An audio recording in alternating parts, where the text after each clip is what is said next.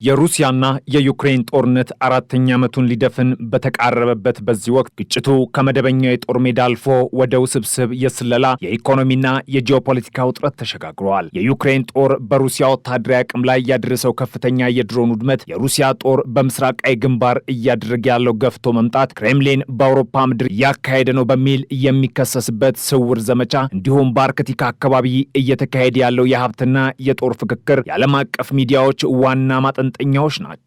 ከዚህም ባሻገር ሞስኮ ለአሜሪካው ፕሬዝዳንት ዶናልድ ትራምፕ የሰጠችው ያልተጠበቀ ምላሽና የደህንነት ዋስትና ጥያቄ የዲፕሎማሲውን መድረክ አቀጣጥሎታል። የዩክሬን መከላከያ ኃይል ባወጣው መግለጫ መሰረት ኪየቭ በሩሲያ ግዛት ውስጥ በሚገኝ አንድ ቁልፍ ወታደራዊ ማከማቻ ላይ በወሰደችው መጠነ ሰፊ አየር ጥቃት የሩሲያን የአየር ላይ ውጊያ አቅም በእጅጉ የሚጎዳ ድል አስመዝግባለች። እንደ ጀነራል ስታፉ ሪፖርት በደቡባዊ ሩሲያ ክራስኖዳር ክልል በተፈጸመው በዚህ ጥቃት ሞስኮ ለወታደራዊ ዘመቻ ዝግጁ አድርጋ ያከማቸቻቸው 6000 የሚጠጉ ኤፍፒቪ ወይም በሰው ሰራሽ እይታ የሚሰሩ ድሮኖች ሙሉ በሙሉ ወድመዋል። ይህ የድሮን ማከማቻ መጋዘን ለሩሲያ ጦር በግንባር ቀደምነት የሚያገለግል ሲሆን ከኤፍፒቪ ድሮኖች በተጨማሪ ሌሎች የጦር መሳሪያዎችም እንደነበሩበት ታውቋል። በተለይም በዘመናዊ ጦርነት ወሳኝ ሚና እየተጫወቱ ያሉት እነዚህ ድሮኖች መውደማቸው ሩሲያ በዩክሬን ወታደሮችና በመሰረተ ልማቶች ላይ ለምታደርሰው የቅርብ ርቀት ጥቃት ከፍተኛ እክል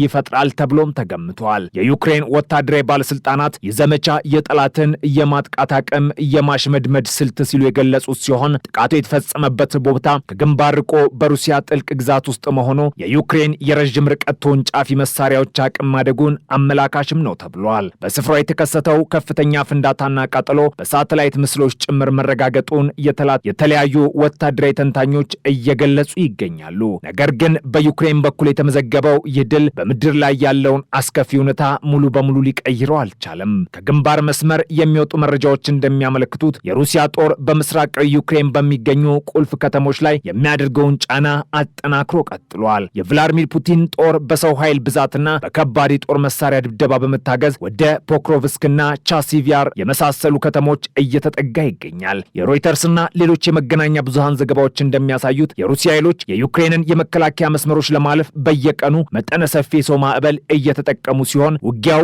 የመጨረሻና ወሳኝ ወደሚባል ደረጃ እየተሸጋገረ ነው። በተለይም ፖክሮቭስክ የዩክሬን ጦር በዶንቴስክ ክልል ለሚያደርገው እንቅስቃሴ እንደ ዋና የሎጂስቲክስ ማዕከል የምታገለግል በመሆኗ ከተማዋ በሩሲያ እጅ መውደቅ የዩክሬንን አቅርቦት ሰንሰለት አደጋ ላይ ጥለዋል የሚል ስጋትም አለ። በስፍራው የሚገኙ የዩክሬን አዛዦች ሁኔታው እጅግ አስቸጋሪ መሆኑን እየገለጹ ሲሆን የሩሲያ ጦር ያለምንም የሰው ኃይል ቁጠባ ገፍቶ ለመግባት እያደረገ ያለው ዝግጅትና ዘመቻ የዩክሬንን የመከላከል አቅም እየፈተነም ይገኛል። ይህ በምድር ላይ የሚደረገው ፍልሚያ ለሁለቱም ወገኖች ከፍተኛ መስዋዕትነት እያስከፈለ ሲሆን የከተሞቹ ነዋሪዎችም በከባድ የቦምብ ድብደባ ስር ሆነው ሕይወታቸውን ለማዳን እየጣሩ ይገኛሉ። ጦርነቱ በዩክሬንና ሩሲያ ድንበሮች ብቻም የተወሰነ አይደለም። ዘኢኮኖሚስት ባወጣው ጥልቅ ትንታኔ ሩሲያ በምዕራቡ ዓለም ላይ የጀመረችው ስውር ጦርነት ወይም የሳቦታጅ ዘመቻ ከመቼውም ጊዜ በላይ እየጠነከረና ይበልጥ ደፋር እየሆነ መምጣቱንም ጠቁሟል። የክሬምሊን የደህንነትና የስለላ ተቋማት በአውሮፓ ሀገራት ውስጥ የተለያዩ ተልእኮችን እየተወጡን ያለው ዘገባው ተልእኮው ከቃጠሎች ከወሳኝ መሰረተ ልማቶች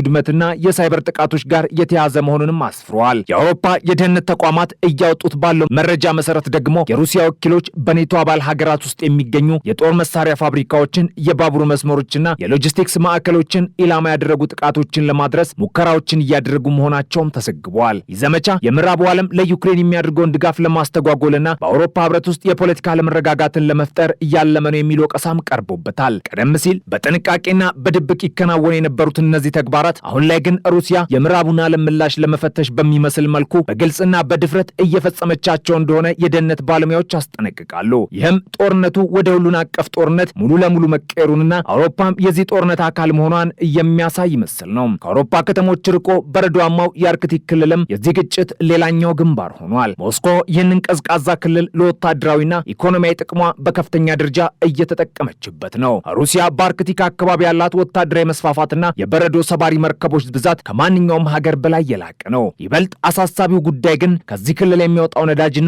የተፈጥሮ ጋዝ ሩሲያ በዩክሬን ላይ ለምታካሄደው ጦርነት የገንዘብ ምንጭ ሆኖ ማገልገሉ ነው። ምዕራባውያን በሩሲያ ላይ ጣሉት ማዕቀብ ቢኖርም ሞስኮ በአርክቲክ በኩል የነዳጅ ምርቷን ወደ ኤሲያና ሌሎች ገበያዎች ለማጓጓዝ አዳዲስ መስመሮችን እየተጠቀመች ትገኛለች። በተጨማሪም የአርክቲክ ክልል ለሩሲያ የኒውክሌር ሰርጓጅ መርከቦችና ለስትራቴጂክ ሚሳኤሎች መደበቂያ ምሽግ በመሆን እያገለገሉ ነው። ይህ ሁኔታ የኔቶ ሀገራትን በተለይም የስካንዲኔቪያ ሀገራትን ስጋት ውስጥ የከተተ ሲሆን የአርክቲክ ውቅያኖስ ወደፊት ለሚነሳ ዓለም አቀፍ ግጭት መነሻ ሊሆን ይችላል የሚል ፍራቻንም ፈጥሯል።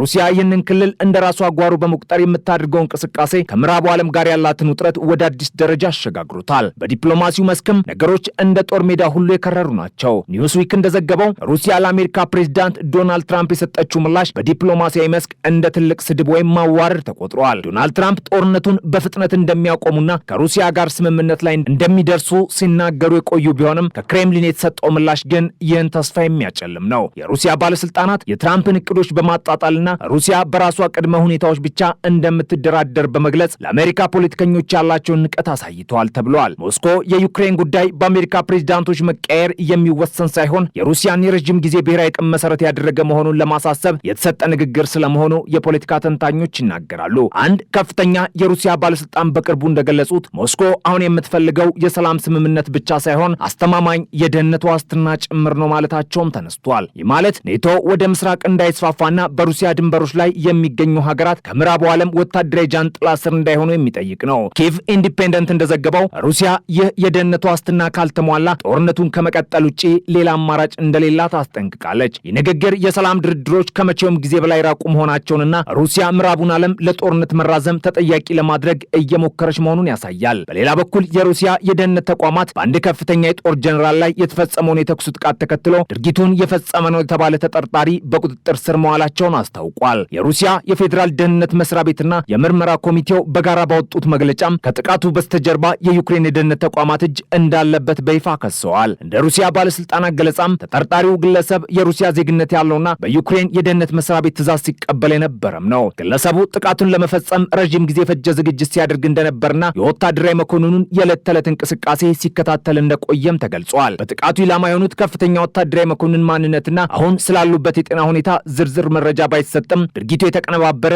የፖለቲካ ግድያ ሙከራ መሆኑን ሞስኮ አጽንኦት ሰጥታለች። የሩሲያ መንግስት ቃል አቀባዮች በሰጡት መግለጫ ዩክሬን በግንባር ከምታደርገው ውጊያ በተጨማሪ በሩሲያ ግዛት ውስጥ የሚገኙ ከፍተኛ የመንግስትና የጦር መሪዎችን ኢላማ ያደረገ የሽብር ዘመቻ እያካሄደች ትገኛለች ሲሉ ወንጅለዋል። ይህ ክስተት በሁለቱ ሀገራት መካከል ለ2 ዓመታት ገደማ የዘለቀው ደም አፋሳሽ ጦርነት ወደ አደገኛ ምዕራፍ መሸጋገሩን የሚያሳይ እንደሆነ ተመላክቷል። ኪየቭ በሩሲያ ለቀረበባት የጥቃት ክስ እስካሁን የሰጠችው ይፋዊ ምላሽ የለም። ይሁን እንጂ የዩክሬን ባለስልጣናት ቀደም ሲል በሩሲያ ግዛት ውስጥ ለሚፈጸሙ መሰል ጥቃቶች የሩሲያ የውስጥ ተቃውሞ ውጤቶች ናቸው የሚል ምላሽ ሲሰጡም ቆይተዋል። በአሁኑ ወቅት በቁጥጥር ስር የዋለው ተጠርጣሪ በከባድ የሀገር ክህደትና በሽብርተኝነት ወንጀል ክስ እንደሚመሰረትበት ታውቋል። ይህ ጥቃት በሩሲያ የደህንነት መዋቅር ላይ ያለውን ጥንካሬ ጥያቄ ውስጥ የከተተ ሲሆን በሞስኮና በሌሎች ዋና ዋና ከተሞች ከፍተኛ የጥበቃ ቁጥጥር እንዲደረግበትም አስገድዷል። ክስተቱ በሁለቱ ሀገራት መካከል ያለውን ውጥረት ይበልጥ የሚያባብሰው ሲሆን ሩሲያ ለዚህ ጥቃት ተመጣጣኝ ምላሽ እንደምትሰጥም አስጠንቅቃለች። በዩክሬን ምድር ድሮኖች እየወደሙና ከተሞች እየተቃጠሉ ሲሆን በአውሮፓ ከተሞች ስውር የሳቦታጅ ሴራዎች እየተሸረቡ ነው። በአርክቲክ በረዶች ስር የኒውክሌር ኃይል ፉክክር ሲቀጥል በዋሽንግተንና በሞስኮ መካከል ያለው የቃላት ጦርነትም እንዲሁ አይሏል። ይህ ሁኔታ ዓለምን ወደ ባሰ አለመረጋጋት እየመራ ሲሆን የመፍትሄው አድማስም እየራቀ መምጣቱን የሚያመላክተው በቀጣይ ቀናት በፖክሮቭስክ ግንባር የሚፈጠረው ለውጥና የሩሲያ ቀጣይ እርምጃዎች የጦርነቱን አቅጣጫ የሚወስኑ ይሆናል።